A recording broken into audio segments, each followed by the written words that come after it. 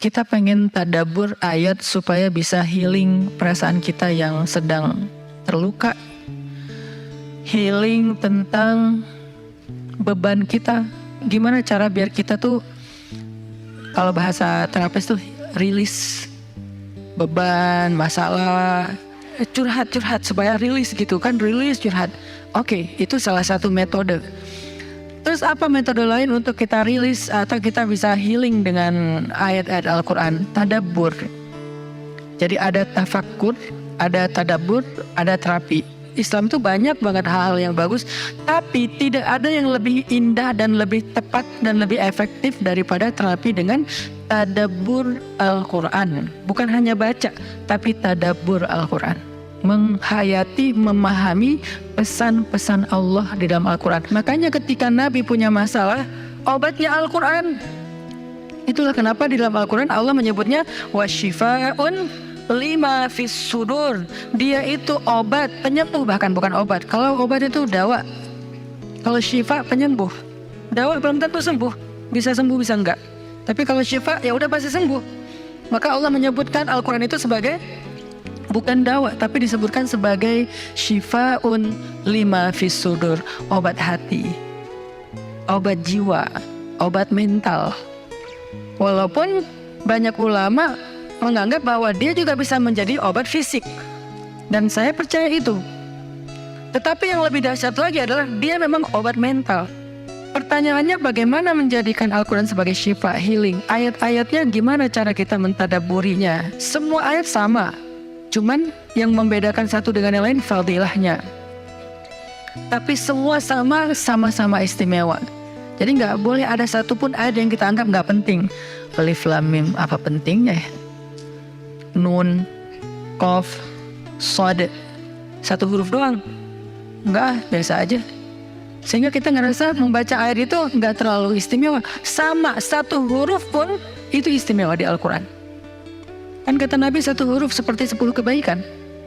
Jadi kalau kita baca Nun, udah aja, alhamdulillah udah ngaji. 10 kebaikan loh itu. Tapi kalau udah tahu 10 kebaikan, ngapain satu huruf? Udah aja wal qalami wa ma yasturun, lanjut dong. Udah tahu tuh 10 kebaikan cuma satu huruf, sayang banget ya kalau ada waktu. Dan ketika membacanya jangan target saya harus cari waktu yang tepat nih buat baca Quran biar khatam 1 juz. Jangan cari waktu yang tepat, susah. Lama-lama sampai malam akhirnya nggak kebaca. Asal ada waktu baca aja dulu, dapat setengah halaman, dapat 2 baris, dapat 1 baris, pokoknya baca aja dulu. Jadi tadabbur, cara untuk bisa menjadikan Al-Quran sebagai syifa, tadabbur.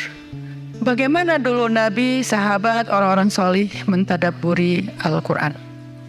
Yang pertama adalah mereka membaca Al-Quran secara tematik, supaya kita dapat sesuai dengan problem kita, masalah kita, hajat kita.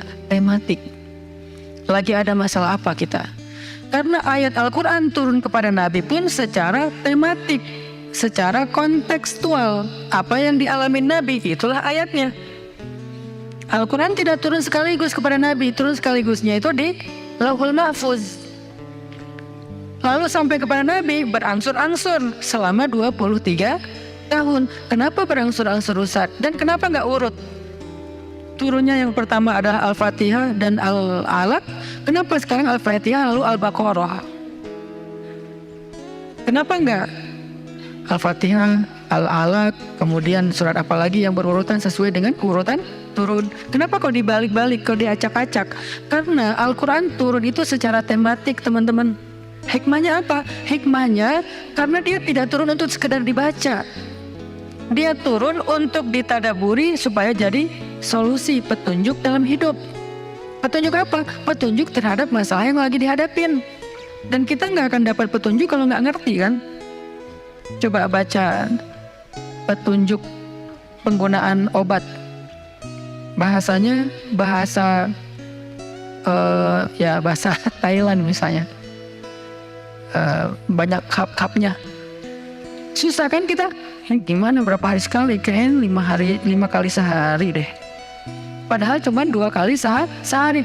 Nggak bisa dapat petunjuk karena nggak ngerti.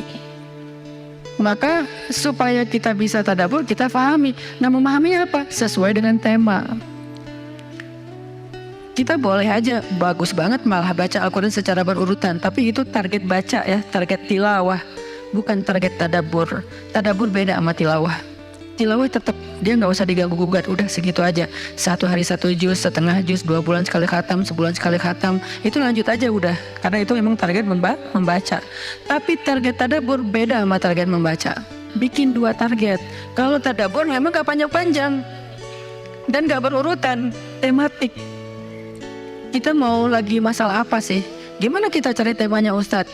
1, bisa nyari ke Simbah Google, ayat tentang, klik keluar.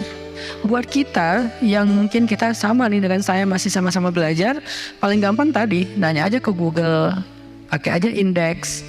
Atau cara yang lebih, ini kalau mau,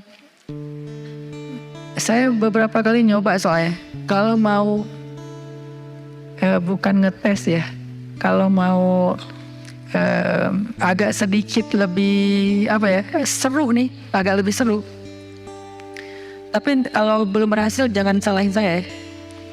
Kalau agak lebih seru nih, saya suka gini, pegang Quran, lagi ada masalah nih, Bismillah, ayatnya pas, wah ini saya banget nih. Bisa kayak gitu juga metodenya. Jadi kayak minta dibimbing sama Allah aja gitu. Tapi kadang-kadang dapat ayatnya tuh nggak sesuai tema saya, Ustaz, kata kita. Padahal kata Allah ini yang kamu butuhin tuh ini nih. Bisa gitu juga dengan syarat membukanya pakai Bismillah, bukan membuka yang itu ya Allah ya, yang itu ya. Jangan maksa. Allah lebih tahu. Bismillah. Ayatnya tentang makanan. Oh mungkin kita masalahnya emang masalah berat badan mungkin, atau masalah mubazir mungkin, sehingga merembet kemana-mana. Allahu alam. Tapi kalau mau lebih jelas ya udah cari pakai yang tadi, dapat ayatnya secara tematik.